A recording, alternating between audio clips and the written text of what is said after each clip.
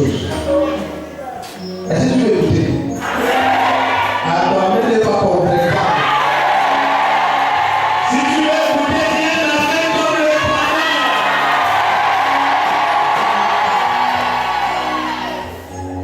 Pourquoi à la fin des temps, le Seigneur envoie un si grand réveil prophétique?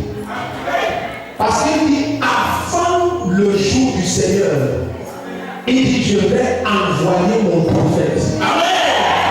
Donc il parle d'un manteau. Yes. Pourquoi? Parce qu'à cause du progrès de l'iniquité, l'espérance de plusieurs vont être affectée. Amen. Regardez bien, aimé. Ce qui te rend inébranlable, quel que soit ce que tu vois avec tes yeux, c'est quand tu connais ce qui est devant. Je t'ai dit que si deux personnes sont dans la même situation et l'une des personnes est informée que son cousin qui est en Australie lui a envoyé 2 millions par Western Union, même comme les deux sont dans la même souffrance, l'autre qui connaît le paquet qui l'attend sourit dans la souffrance.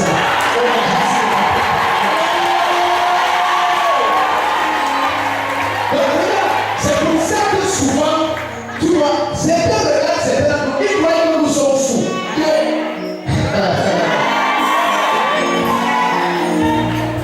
Quand tu connais la fin de quelque chose, dès le commencement, quel que soit ce qui se passe en nous, tu souris seulement, tu souris seulement.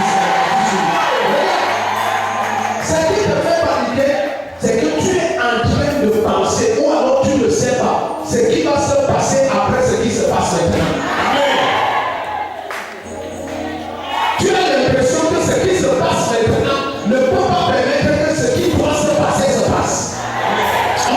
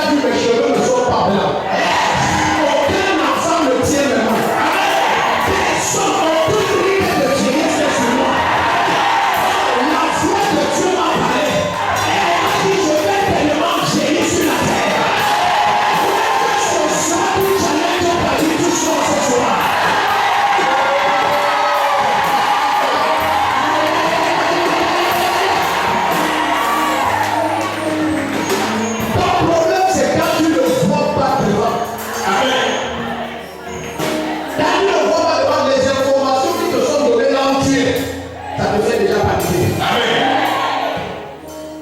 La jeune fille qui connaît qu'à 48 ans, je vais rencontrer elle à tel endroit jusqu'à quand on se moque de son célibat à 45 ans, personne ne comprend pourquoi ça ne le prend pas. Ça ne le prend pas.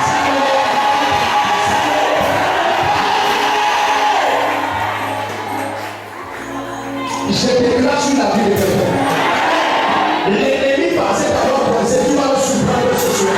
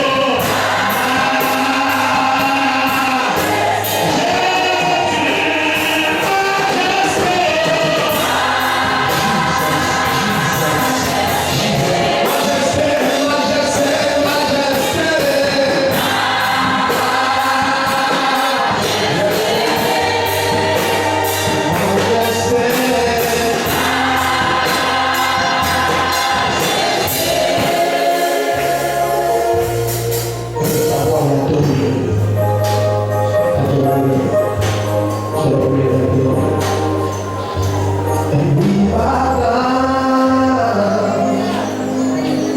and confess that you are Lord. Jesus in the Spirit, we bow down and confess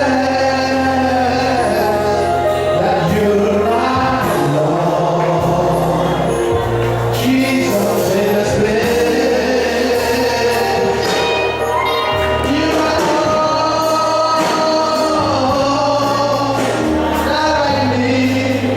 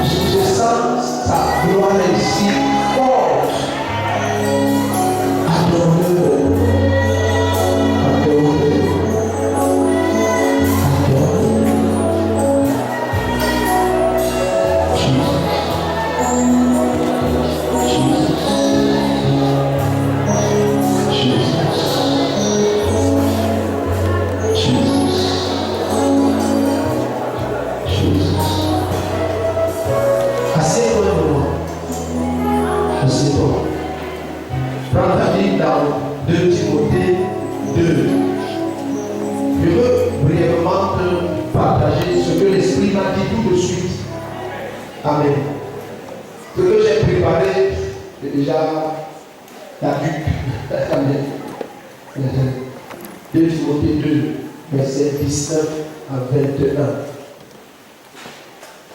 Quand une année finit comme ça et une nouvelle année est sur le point de commencer, beaucoup d'entre nous allons dans la mauvaise direction. Je ne parle pas des fêtes et des agitations, non.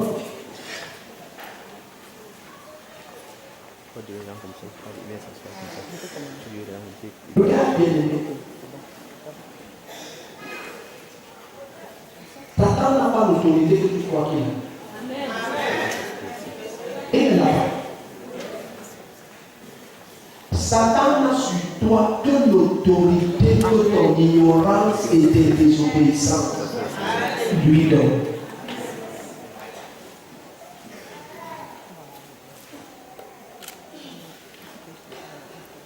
Satan n'a même pas la puissance que tu penses qu'il a. Il a la ténacité. La Bible dit, afin, Éphésiens 6 dit à partir des versets 11 et 12, afin qu'après avoir tout surmonté, vous teniez ferme. C'est son endurance et le manque d'endurance de plusieurs chrétiens qui laisse l'impression à certains que Satan est puissant. Il est endurant.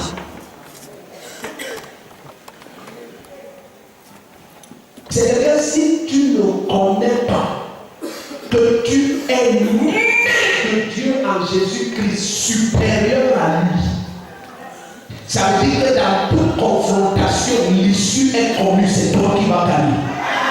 Si tu ne connais pas ça, il peut tellement s'empêcher derrière toi que tu lâches prise, croyant que tu affrontes ton égal.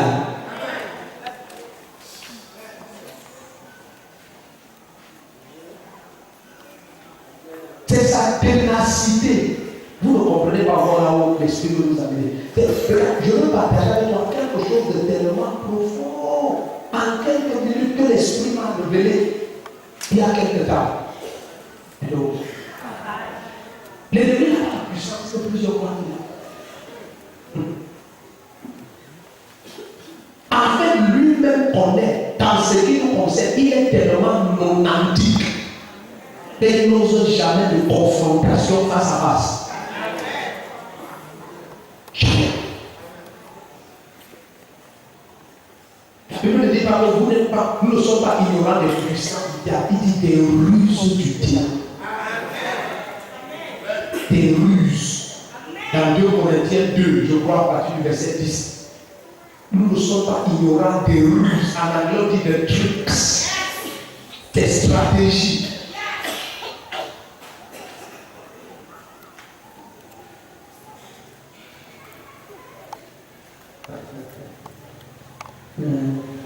Et le problème de plusieurs chrétiens, c'est ce que nous allons parler. Plusieurs temps d'année finie, ils commencent à dire beaucoup de choses.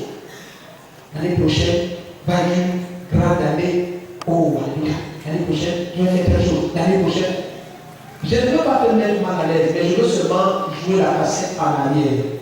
Tu as dit ça en décembre 2013. Et tu avais dit ça en décembre 2012. Et tu as aussi dit ça en décembre 2011. Nous sommes en décembre 2014. Donc le problème n'est pas de dire ça. Il y a quelque chose que tu devrais faire, que parce que tu n'as toujours pas fait. Tant que tu continues à ne dire que des dires, rien ne change.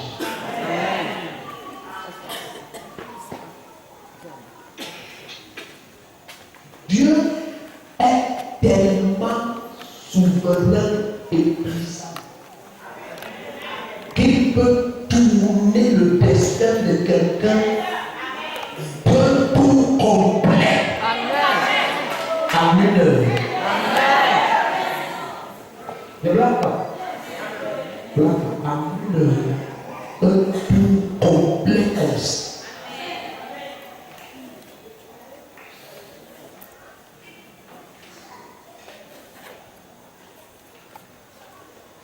Timothée Timothée 2, verset 19 à 21. Je t'ai dit que souvent pose-toi les bonnes questions. Bonnes questions. Je te disais hier, beaucoup d'entre vous avaient déjà plus jeûné et prié d'Abraham. C'est-à-dire, si on compare la vie de jeûne et de prière d'Abraham à la tienne, tu dépasses Abraham fois 20. Mais tu n'as pas les 1 millième du résultat d'Abraham.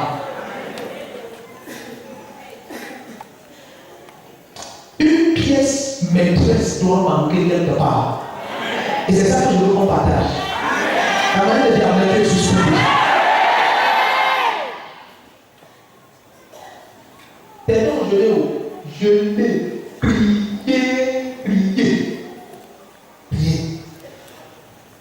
En fait, tu les regardes, ils restent plus confus qu'avant. Ils sont toujours en train de poser quelle est la prochaine chose à faire. Amen. Mais la vraie question, c'est quel est l'état à avoir. Oh, les gens, s'ils ne comprennent pas. J'ai dit, leur question, c'est qu'est-ce que je dois faire? Ils ont posé la question à Jésus dans Jean 6, à partir du verset 8. Que devons-nous faire pour faire les œuvres de Dieu? Dans Marc 10, le jeune homme riche a dit, qu'est-ce qu'il me manque encore à faire? Les autres veulent toujours savoir ce qu'ils doivent faire.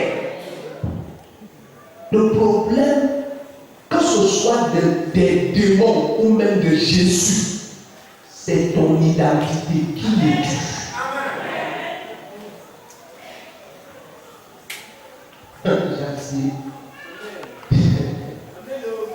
J'ai dit, le problème de Dieu n'est pas ce que tu as déjà fait ou pas encore fait. Le problème, c'est qui es-tu?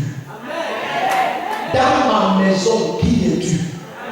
Es-tu un vase d'or, un vase d'argent, un vase de pierre? Qui es-tu? Tu veux que je t'utilise pour de grandes choses? Qui es-tu?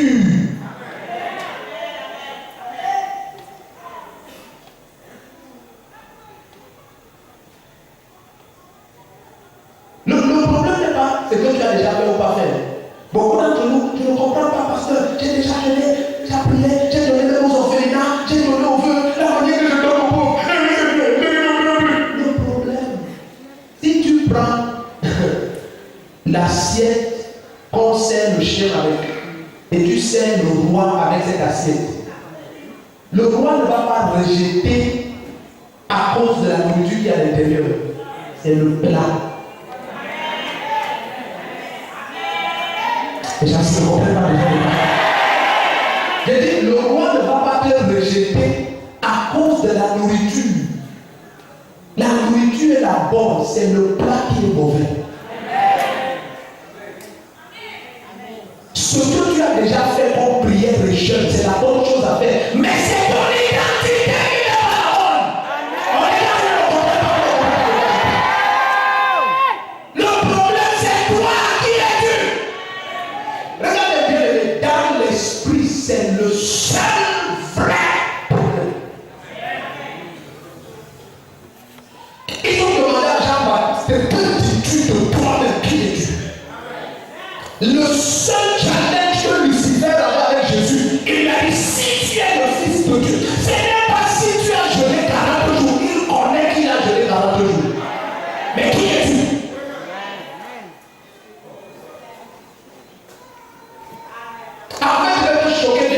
Jésus a jeûné 40 jours à sec, Satan s'est approché.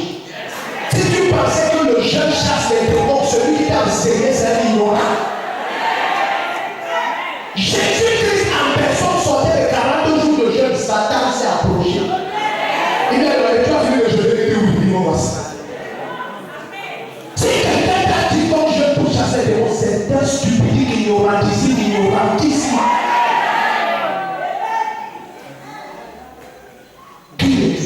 Amen. Les gens disent, voilà, ça n'est pas. Parce que maintenant, la vraie clé va venir dans ton maintenant.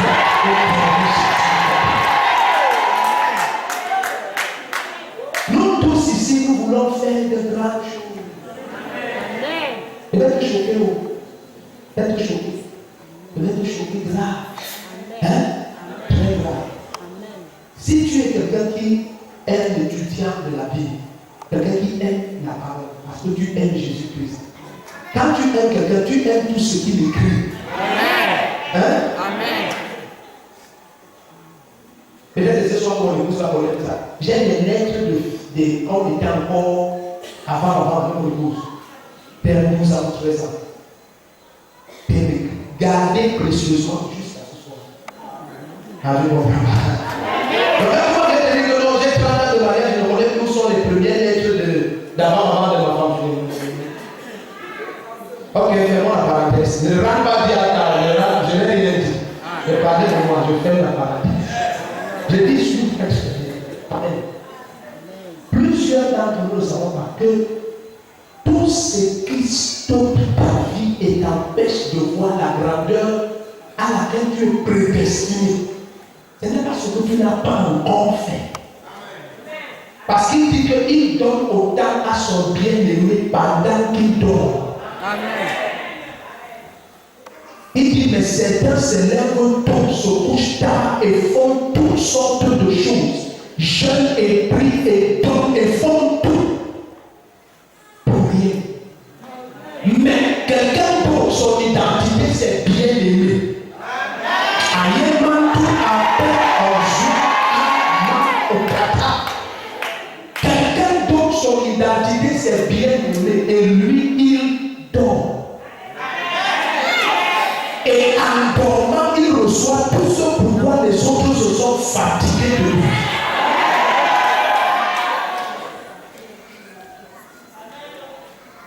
Qui es-tu? Regarde ton voisin dans les yeux, pose la question. Qui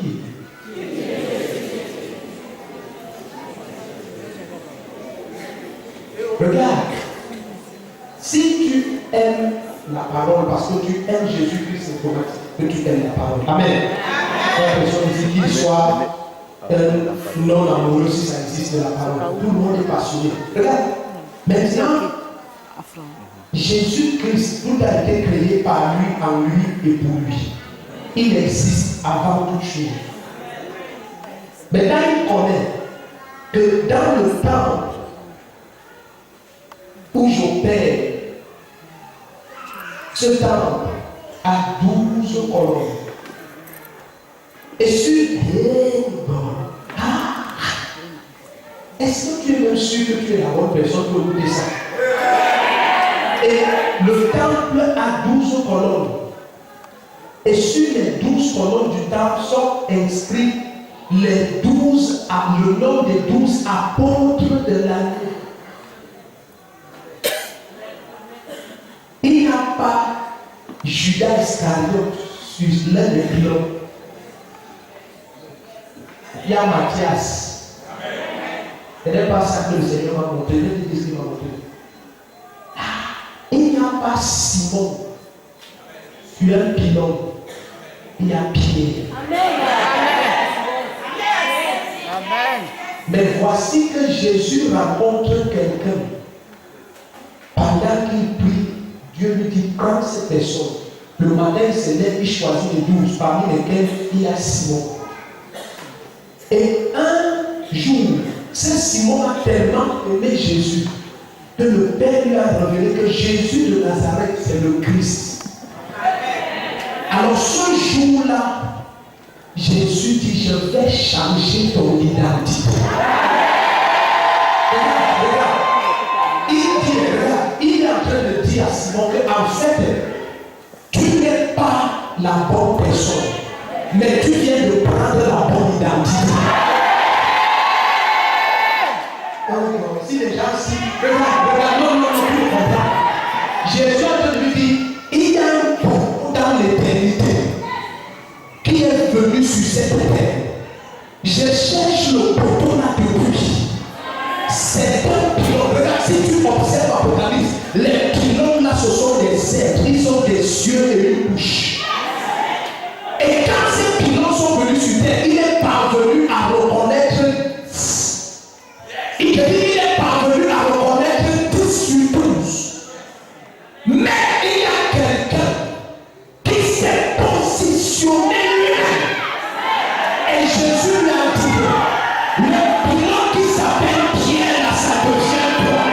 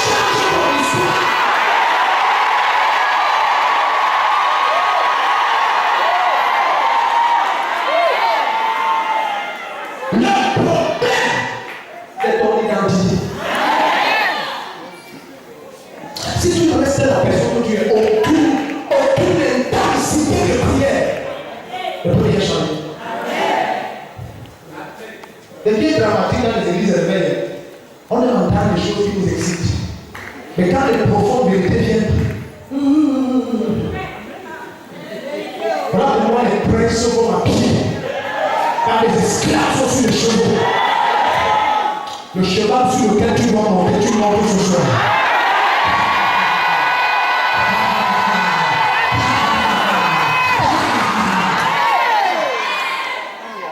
Le problème, regardez, quand le Seigneur m'a montré ça, j'ai dit, papa, quelle que soit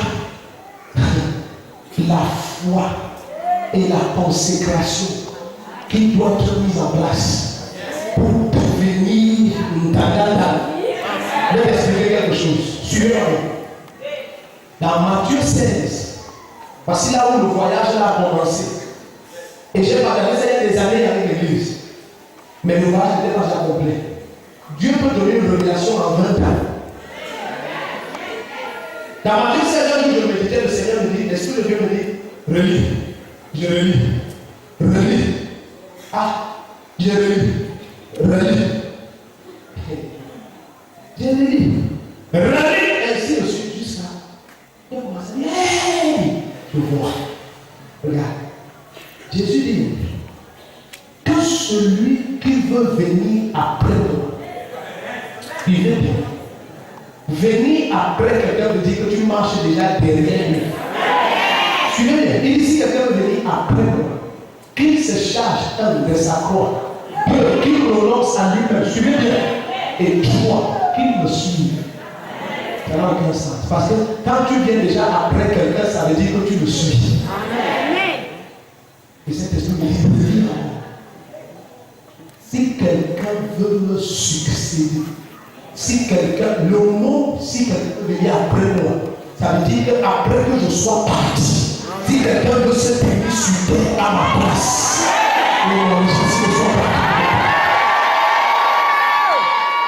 c'est comme si quelqu'un dit, voici je pars mais je laisse mes chaussures. Amen. Si quelqu'un veut entrer dans mes chaussures, si quelqu'un veut porter mon autorité, porter ma gloire, porter ma splendeur, porter ma taille, porter mon autorité, il dit voici le mystère. Regarde, il ne parle que d'identité. Il se charge de sa foi et qu'il renonce à lui-même. Il est parti jeune 40 jours. Allez, je sais son place. Est-ce que je l'ai, c'est bon? Je l'ai, c'est ma nourriture. Si la voix s'est jamais élevée dans ma maison, c'est pour que tu manges. Toi, tu manges. Tu dois manger. Mais ça n'achète rien. Ni dans l'esprit, ni dans le physique. Je ne n'achète rien. Ça ne fortifie que ta foi. Pour ça, il dit, à cause de votre petite foi, ce genre ne parle pas du jeûne. Ça veut dire, le remède d'une petite foi, c'est le jeûne de la prière. C'est pour ta foi. Je ne sais pas où vraiment, je prends 3 jours que je l'accepte parce que je veux que mon dossier la marche. Ah, c'est hein. Évidemment, quand ça marche, tu crois que c'est la coïncidence là, c'est ton jeûne. Mais moi, j'ai grand place, ça s'est passé là, même les États-Unis, on a château.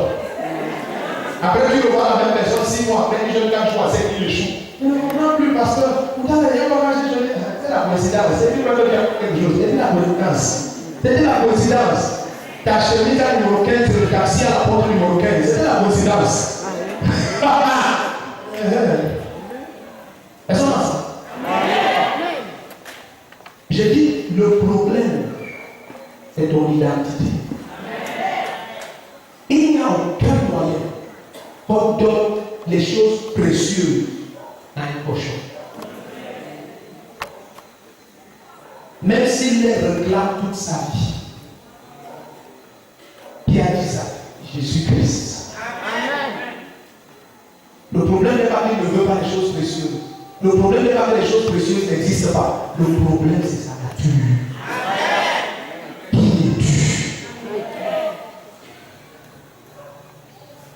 À sa égard, l'esprit parle à ton esprit.